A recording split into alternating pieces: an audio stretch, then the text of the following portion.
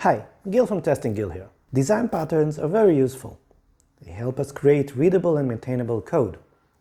But there's only one pattern that has gone on to garner some people may call a moral failure. The evil singleton. So how much damage must one pattern do in order to win that title?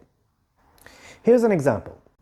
This is a factory pattern, which we usually implement in order to create a singleton. It is created once, and everybody who wants to use it will access it through our interface and get the same instance. As with every villain, our singleton has a very interesting origin story. It was really good at the beginning. The idea behind a singleton is that if we have a resource that is very expensive to create or maintain, we probably wouldn't give an instance of it to everyone, because otherwise we would fill up the system resources or the system will crash. Thus, the singleton pattern was born. One single instance to be used by everyone. Singletons don't have to be objects. Take a database, for example. It is a shared resource, it is expensive, it services multiple clients. And we can do the same with handles, pointers, global state. Singletons are there to serve society. So why all the hate? Welcome to my world, the world of testing. In my world, we need isolation. We need every test to run in isolation from all the other tests.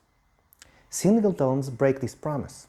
So, in fact, each test requires its own little instance of singleton, which is, of course, not a singleton. The purpose of the singleton is to be irreplaceable, to be unique. Remember this code? The singleton can be accessed only through the getInstance method. It is created only once. It is the holy one. A singleton does not become a singleton until we put a lot of barriers around it to make sure it is a singleton. So, back to testing. So we want a different instance that we can control. Everybody thinking about mocks? Exactly. So how do we create a mock and inject it for our tests? In our case, it's not that simple, unless we change the code. How about this? I made the instance public. Now everybody can change it, right? What's that? I can't hear what you're saying. Maybe it's because all the screaming of, no, and it's not a singleton anymore.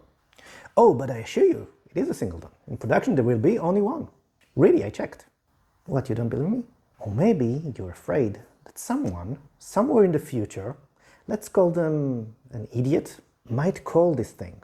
Maybe change that in production. After all, making the instance private was supposed to keep the idiots away, right?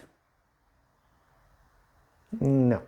The problem with idiots is that they have both the motivation and the skill. They will find a way. So let's get back to our singleton. Is it really evil? Singleton is not really evil.